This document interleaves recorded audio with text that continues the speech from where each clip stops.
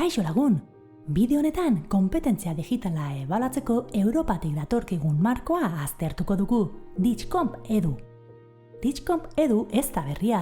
Ditxcomp markoaren garapena da, eta hezitzaileoi konpetentzia eta estrategia digitalak garatzeko norabidea zehaztuko digu.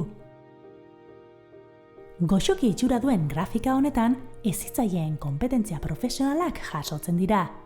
Zehaztuta dauden hezitzaileen konpetentzia pedagogikoak lantzea ere ezinbestekoa izango da ikasleen konpetentzia digitala sustatzeko. Goxokiaren 6 eremuak eta 22 konpetentzia espezifikoak banan-banan ikusiko ditugu. Antolamendu mailako komunikazioa zera da. Ikasle, guraso eta hirugarrengoekin antolamendu mailako komunikazio estrategiak garatzen eta hobetzen laguntzea. Zer da lankidetza profesionala? Beste irakasle batzuekin lankidetzan aritzeko teknologia digitalak erabiltzea da, elkarlanean jardunbide pedagogikoak berrituz. Zer da gogoetan oinarritutako jardunbidea?